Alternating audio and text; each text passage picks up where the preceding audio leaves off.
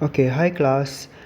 Untuk video hari ini, saya kalau boleh nak cepatkanlah, tak nak kamu lama sangat tengok video. Saya akan snap gambar ni kan, dan hantar kepada kamu juga. Saya cuma nak terangkan and then highlight kata kunci je lah untuk video ni. Okay, jadi misi kamu pada hari ini ialah ada dua, iaitu objektif satu. Okey, mengenali dan memahami organ utama transpirasi. Okey. Dan kedua, mengenali organ utama fotosintesis. Okey. Kalau kamu masih ingat, transpirasi ialah di mana proses air tersejat daripada tumbuhan, daripada daun tumbuhan khususnya, okey, menjadi wap air lah, air tersejat. Dan fotosintesis ialah proses di mana tumbuhan membuat makanan sendiri dengan bantuan cahaya matahari, air dan juga gas karbon dioksida. Baik, kalau kamu tengok sini, transpirasi proses kehilangan air dalam bentuk wap air secara sejata daripada tumbuhan ke atmosfera. So, kalau kata kunci sini, apa itu transpirasi? Okay. Proses kehilangan air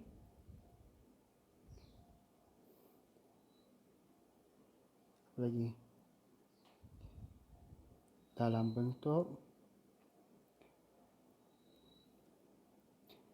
air ke mana? Ke atmosfera. Ini kata kunci dia. Okey. Apa yang kehilangan air? Tumbuhan lah kan? Dan dari mana berlaku ni? Selalunya daripada daun. Tapi ada juga yang daripada macam organ lain seperti batang dan bunga tumbuhan. Okey, tapi kebanyakannya daripada daun lah sebab daun ada banyak stoma. Okey, yang ini saya akan tunjukkan saya rasa kamu pernah baca ni. Dan saya rasa, tak tahulah, kalau tingkatan 2 ada buat eksperimen ni. Yang rendamlah kobis bunga dalam larutan berwarna, you rendam dalam masa sehari ataupun 2 hari, and then kamu akan nampak daun-daun kobis bunga tu, dia akan berwarna larutan kamu tu. Kalau kamu rendam dalam larutan merah, warna merah lah daun bunga tu. Macam tu dia. Okey? Tapi ini yang paling penting. Mengapa transpirasi diperlukan oleh tumbuhan? Kenapa? Sebab satu, akar tumbuhan menyerap air dan garam mineral dari tanah. Okey, air menyerap tenaga haba dari daun dan tersejat menjadi wap air untuk memberi kesan penyejukan kepada tumbuhan. Transpirasi menghasilkan daya tarikan yang menggerakkan air dan garam mineral secara berterusan dalam saluran xilem dari akar ke semua sel tumbuhan. Jadi kalau saya nak memudahkan maksud ni, okey, kalau kita buat kepentingan transpirasi, kita boleh permudahkan satu, supaya memastikan air mengalir dari tanah ataupun akar ke seluruh bahagian tumbuhan. Kalau tak ada transpirasi, macam mana air itu nak bergerak? Sebab air kan bergerak daripada tanah. Ini kan akar kan. Okey, ini ialah daun. Bayangkanlah kalau ada pokok yang sampai 50 meter. Okey, kalau tak ada transpirasi, macam mana air yang diserap masuk nak bergerak ke daun? Bayangkan, tak boleh lah kan? Jadi transpirasi itu diperlukan supaya air boleh mengerak naik ke atas sampai ke daun. Itulah maksud dia ni. Okey? Now, fungsi kedua transpirasi ialah memberi mengawal haba lah sebenarnya. Mengawal suhu ataupun mengawal suhu yang kondusif untuk tumbuhan.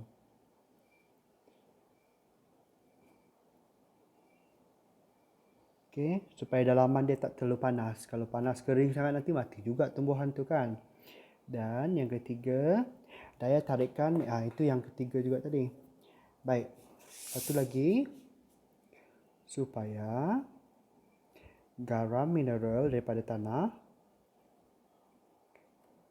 tanah dapat diserap oleh tumbuhan. Dan sebenarnya ada keempat lagi, untuk tumbuhan tidak berkayu. Untuk tumbuhan tak berkayu. Okey, kepentingan transpirasi ialah mengekalkan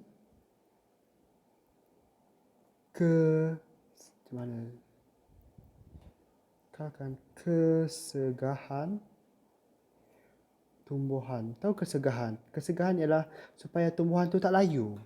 Kalau tak ada transpirasi, air tak mengalir, macam mana tumbuhan tu nak kekal segar kan? Segah. Jadi itulah fungsi dia. Alright? Baik. Faktor persekitaran yang mempengaruhi kadar transpirasi. Yang sini kita boleh kata kadar transpirasi tumbuhan di gurun berbeza dengan tumbuhan di hutan hujan tropika. Yang ini pun tingkatan 2 ada belajar.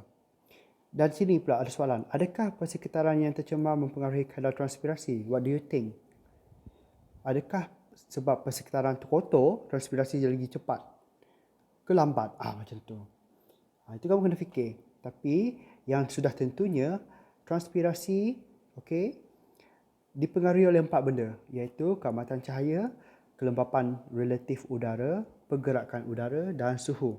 Baik, keamatan cahaya ni maksud dia makin terang, makin amatlah cahaya tu. Jadi kamu kata semakin tinggi keamatan cahaya, semakin tinggi kadar transpirasi. Tapi dia tak terus naik macam tu.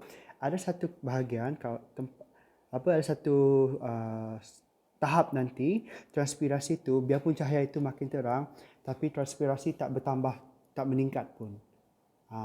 Itu yang dinamakan sebagai, itu yang ditunjukkan dalam graf ni. Okey, kalau kamu nampak graf tu, kadar transpirasi, tengok sini, dia kan naik dulu. Ini maksud dia semakin meningkat kadar transpirasi, semakin meningkat cahaya, semakin meningkat kadar transpirasi. Sampai tahap macam ni, graf tu, ini menunjukkan bahawa tak kisah cahaya tu dah tinggi macam mana pun, transpirasi kekal sama. Itu maksud graf ni. Alright. And then kelembapan relatif udara. Semakin lembap udara, semakin macam hari hujan kan, jadi transpirasi pun semakin lambat. Itu graf ditunjuk. And then sini suhu. Semakin tinggi suhu, semakin cepatlah kadar transpirasi. Dan sini pergerakan udara. Pergerakan udara ni bermaksud angin lah kan. Semakin laju angin, semakin tinggi kadar transpirasi. Cepat air itu tersejat. Kalau dia dalam keadaan yang tidak berangin, dan sejuk, jadi dia punya transpirasi pun lambat. Itu maksud graf-graf ni. Kamu kena salin ni nanti. Jadi untuk secara kesimpulan, faktor yang mempengaruhi kadar transpirasi. Ada 4 yang kamu kena ingat. Satu ialah keamatan cahaya. Kedua ialah suhu. Ketiga ialah kelembapan udara. Dan yang terakhir ialah pergerakan udara. Please bila kamu jawab eja kelembapan, guna huruf P bukannya B. P ke B ni? Yes, P, kelembapan. BAB tu lain maksud dia, Ni dah kamu, saya rasa form tu kamu dah pernah buat eksperimen ni. Ini nanti. Baik, sekarang kita masuk kepada mission yang kedua. Sorry secepat-cepat sebab saya nak jimatkan masa supaya data kamu tak cepat habis. Okey, organ utama fotosintesis. Fotosintesis itu apa dulu? Fotosintesis ialah menghasilkan makanan sendiri melalui fotosintesis yang proses menghasilkan makanan sendiri. Itu ialah fotosintesis dengan memerlukan cahaya matahari, air dan karbon dioksida. Okey. Yang ini sejarah ringkas penemuan fotosintesis. Yang ini menarik sebenarnya eksperimen ni, which is very logical, sangat rational saya rasa, simple tapi logik. Okey. Yang ini saya tak nak terangkan, kamu boleh baca sendiri. Okey, ini dia penyesuaian struktur dalaman daun dengan fotosintesis. Last week kamu dah belajar tentang struktur daun kan. Kita ada epidermis atas, epidermis bawah, ada cuticle, mesofil palisad, mesofil berspan, itu semua. Dan yang penting sekali kamu ingat pasal yang mesofil palisad yang mempunyai banyak kloroplas. Kenapa? Sebab kloroplas mengandungi klorofil. Klorofil menyerap tenaga cahaya untuk fotosintesis. Kalau kamu ingat lagi, okey, yang warna kuning, struktur kuning daun ni ialah apa? Kutikel kan? Satu ialah kutikel berlilin. Okey, yang nombor 2 ini mesofil berspan kan disusun secara tegak kan? Dan nombor 3 yang hijau yang apa nama dia? Hijau yang berongga-berongga ini adalah mesofil mana mesofil palisad? Mesofil palisad adalah yang susun secara tegak, dan yang hijau-hijau yang tidak seragam ini ialah mesofil berspan. Okey. Lepas tu kamu ada xilem dan phloem. Xilem yang warna biru, phloem warna merah. Okey, apa fungsi xilem? Mengangkut air dan garam dari akar ke seluruh bahagian tumbuhan kan. Phloem mengangkut sukrosa ataupun hasil fotosintesis tadi ialah sukrosa. Okey, dari daun ke seluruh bahagian tumbuhan. Okey. Ini saya dah bincangkan minggu lepas. Ini dia struktur kloroplas yang terdapat banyak dalam mesofil palisad. Okey, ini yang kamu yang baru untuk minggu ni. Okey, kamu kena hafal ni. Bukan kena hafal lah, kena kenal lah sebenarnya. Okey.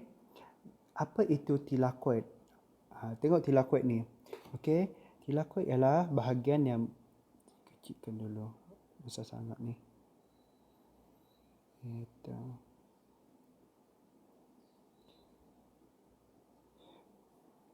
Tilakoid ialah bahagian yang macam ni tu. Itu ialah tilakoid. Okey. Sorry, warna hijau dia kan. Kita guna warna hijau. Dia warna hijau. Itu tilakoid satu tu. Dan bila dia banyak-banyak, okey, dia ada banyak ini, itu dipanggil sebagai granum. Okey, kalau satu je ialah tilakoid. Okey. Stroma itu apa? Stroma itu ialah kawasan yang mengelilingi, yang mengisi kawasan dalam kloroplas ini. Okey, itu ialah stroma. Lamela. Mana lamela? Ada tak lamela? Ya, lamela ni.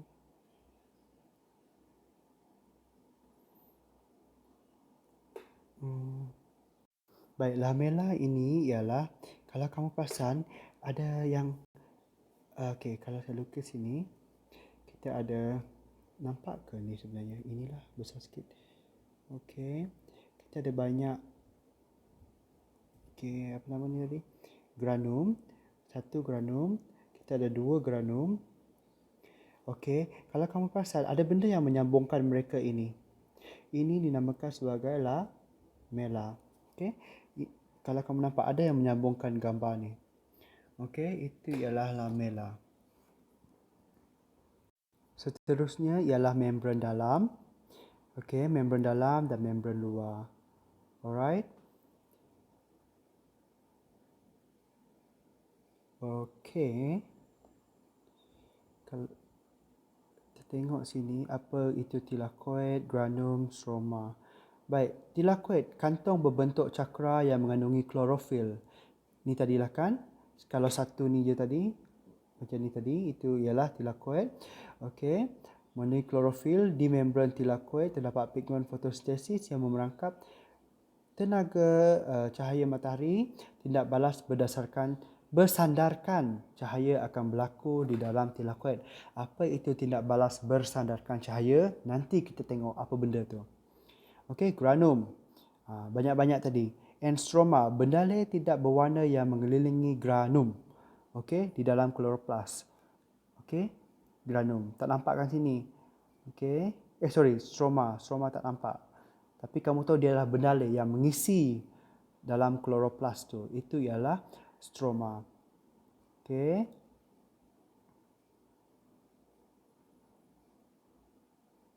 Okey, kaedah kromatografi. Nanti kalau kamu balik sekolah, kita boleh buat ni. Senang je.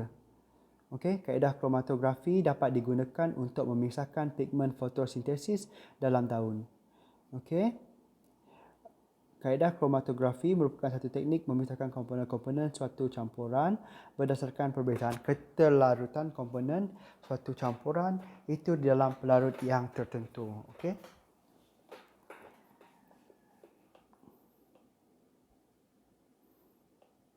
Baik, ini yang saya nak juga. Yang penting, tidak balas bersandarkan cahaya dan tidak bersandarkan cahaya. Apa benda tu? Okey, terdapat dua peringkat fotosintesis. Kalau kamu ingat minggu lepas, satu buat malam, satu yang buat waktu siang. Okey. Kita tengok yang waktu bersandarkan cahaya pula berlaku di tilakoid. Bila saya kata bersandarkan cahaya, bermaksud berlaku pada waktu siang lah. Sebab ada cahaya matahari. Okey. Pigmen fotosintesis di permukaan tilakoid akan menyerap tenaga cahaya. Nombor dua, tenaga cahaya akan mengujar elektron dalam pigmen klorofil ke aras yang lebih tinggi. Ketiga, elektron yang terujar daripada klorofil tadi akan melalui satu siri pengangkut elektron. Tenaga daripada elektron digunakan untuk menghasilkan tenaga dalam bentuk ATP. Ingat ATP itu apa? ATP itu ialah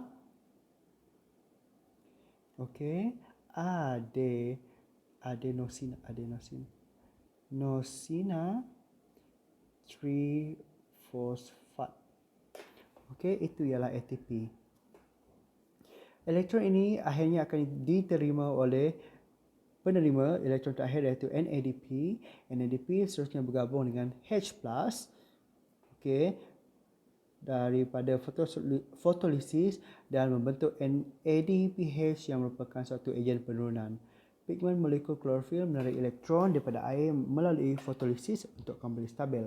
Fotolisis ialah satu proses di mana molekul air terurai membentuk ion hidrogen dan ion hidroksida. Ini kamu dah belajar dalam kimia kan? Dengan kehadiran tenaga cahaya dan klorofil. Okey? Boleh faham tak maksud dia ni? Fotolisis ialah proses di mana H2O terurai kepada OH negatif plus H positif. Okey, terurai menjadi ion. Ini ialah proses fotolisis. Mesti ada kena cahaya. Okey, ion hidroksida kehilangan elektron dan membentuk gas oksigen dan air. Okey, ini ialah untuk tindak balas bersandarkan cahaya. Tapi kalau dia tidak bersandarkan cahaya, okey, berlaku di stroma sahaja. Di dalam cecair tadi kan, cecair yang mengisi kloroplas tu. Okey, ini yang berlaku pada waktu malam. Gas karbon dioksida akan diikat kepada sebatian organik. 5 karbon membentuk sebatian organik 6 karbon.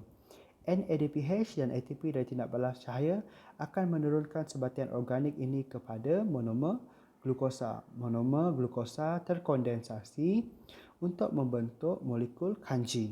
Butiran kanji akan disimpan dalam stroma kloroplas. Okey. Ini kalau berlaku pada waktu malam. Okey. Okey, tindak balas tidak bersandarkan cahaya. Kalau kamu perasan, okey, kalau pada waktu siang, apa dia punya hasil nutrien dia, makanan dia? Kalau kamu perasan, ada tak tunjuk sini?